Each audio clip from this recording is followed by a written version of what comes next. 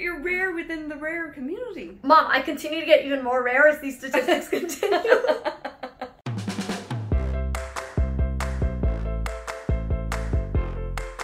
Hello, welcome back to this little corner of the internet where you and I hang out, have fun. We do things like we're doing in this video where we talk disability, but we also do things like body positivity, where I talk about my journey to accept my boobs, my tits, if you will. Such a funny word. Molly, your mother's here. You have boobs too. You're my baby. What's wrong with boobs, Neve? Don't be negative. Breasts are a very important thing. Don't instill negativity around women's breasts into themselves. You're right, Molly. No, I'm bringing that up because, you know, I do fashion videos on here. I do beauty videos. I do travel videos. I do all sorts of content. I do kitten content. You know, we talk about a lot of different stuff on this channel. And, you know, years back, 6 years ago, I started my channel. We've been doing this for a long time. And I used to make my content very centered, specifically only about disability. And as much as I care about disability, as much as my disability impacts every single moment of every single thing that I do every single day of my life, there's also a lot of other things I care about and am passionate about. And I recently had this girl on Twitter, and I know that most people don't feel this way. I get positive feedback and comments far more than negative, but for any of you who may also feel this way, I want to explain myself. So I got this tweet from this girl basically saying that she feels like I need to take a break from YouTube because I'm running out of content ideas and I'm just making videos for clicks, like the video about my boobs or my fashion hauls and my fashion reviews. And to me, she clearly doesn't understand. And you know, in fairness, she didn't watch the video titled Why I Don't Wear Push-Up Bras. And I don't think you should judge content you haven't watched, because if she had watched that, she would have known it's all around body positivity, all around the judgments that women face, all about girl-on-girl body shaming. It's all about the bra industry as a whole, the pressure puts on women to fit certain sizes. I believe that video was very important for women. I've gotten incredibly wonderful feedback on that video. It was very vulnerable and very personal for me to make that video. And anyways, so she was talking about all of this stuff and going on, and you know, I want to make sure people understand that to me, there is purpose behind every piece of content I make. And I believe that every piece of content I make furthers my personal mission as a disabled woman. And when I sit down and I make videos like this that are specifically about disability, it very clearly furthers my mission as a disabled woman. However, when I make a video like the video I just posted on Tuesday, where I do like a haul of the online shopping I've done in quarantine, in that 20-minute video, I didn't talk about my blindness once. And if you were able to watch that video and forget that I'm disabled, that furthers my mission as a disabled woman, right? So I can sit and I can tell you how normal I am, but if all I do is talk about my disability, it doesn't actually show you how normal I am. But if I can make content about disability and also content that has nothing to do with disability, I believe they're equally as valuable for society. When I do beauty and fashion videos, I believe it's so important that disabled voices are heard in industries like that are historically very shallow, very closed off, and definitely don't have representation of my community. I believe it is so important to show that disabled people can add value to industries and spaces where we don't typically believe that there is value added by disabled voices. So whether you watch my content and feel that you are gaining something from it, from the angle of disability or not, when I make content, you might just see me doing a Q&A titled I Have a Boyfriend, but every single video that I sit down and create, I have intention behind. Whether it is clear to you or not, there is an intention that I put into every piece of content I create. Believe me, I am not running out of ideas. And whether those videos are for you or not, whether you enjoy those videos or not, that is up to you. You can choose to click or not, but please don't judge the style of content I create. I hope you are not here just for disability content, but if you are, clearly I do still make that kind of content, but I truly do believe that there is value and importance for my disability community behind every piece of content I create. And I hope my disability community sees that, and I honestly hope able-bodied people gain something from that as well. So there we have it. But to that girl, here I am,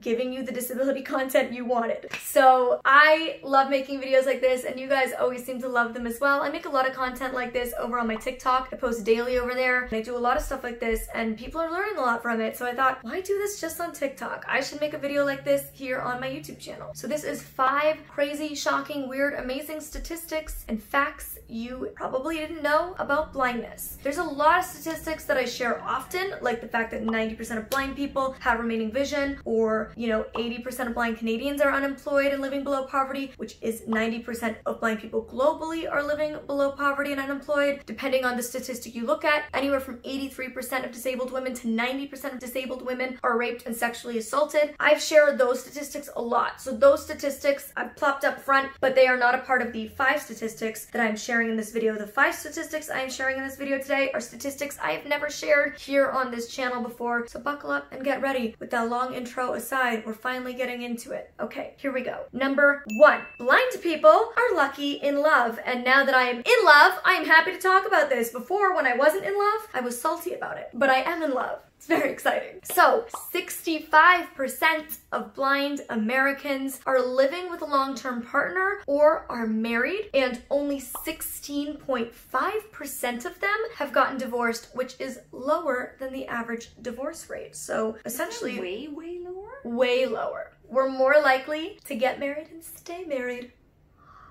This bodes well for my loving relationship, Neve. Love the statistics, see? Not all things about blindness have to be negative. Okay, statistic number 2. Less than 2% of blind people use a white cane, and only about 5% of blind people use a guide dog. The others use absolutely nothing at all. Isn't that wild? Only 7% essentially of blind people use some form of an aid, a mobility aid, to help them get around. Wow, you're one of the rare ones. I'm one of the rare ones. Are we surprised, Neve? No. Molly being rare? Not shocking. You're rare within the rare community. Mom, I continue to get even more rare as these statistics continue. You'll see, I keep getting more rare. Okay, number 3. Less than 10% of blind Americans read Braille. I do, one of the rare ones. And less than 10% of blind children are currently learning Braille in school. So Braille is a dying language. That's the moral of the story, but it shouldn't be. I am really passionate about the importance of Braille. I don't think Braille is necessary to do everything, but I think Braille is a really helpful skill that blind people should be learning. If you are a blind person, learn Braille. But especially if you are a parent of a young blind person, please get their school to teach them Braille. Find a way to have them learn Braille. I think it is so important for literacy. That is where I believe the importance of Braille comes in, because ultimately, if we are just learning technology, if we are just learning through audio, we are not learning English properly. English is not phonetic, right? So I see a lot of blind people who have never learned Braille, who are very intelligent, but they don't understand grammar and they don't understand spelling. And that is because that is what we learn through reading and writing with our eyes. And as blind people, we do that through our fingers. So I believe Braille is super important. You should click this video. I'll link it somewhere around everything you need to know about Braille in case you're interested in learning more about Braille. And then you could be part of the rare community. Then you can be part of the Rare Club. Hashtag the Rare Club. Maybe we should change it. We're no longer the Killer Bee Club. We're just the Rare Club. By the way, that girl who tweeted me, I responded to her and she apologized and deleted the tweets. So you won't be able to find them now. Yay, well done. We love a queen who's willing to apologize and recognize that she misspoke without understanding. Number 4, here in America, where I'm currently living, I am Canadian, but I live in America, there is 1.3 million people who are blind or visually impaired. Globally, there are 39 million people who are blind, and there is 285 million globally who are visually impaired. And here we have it, number 5.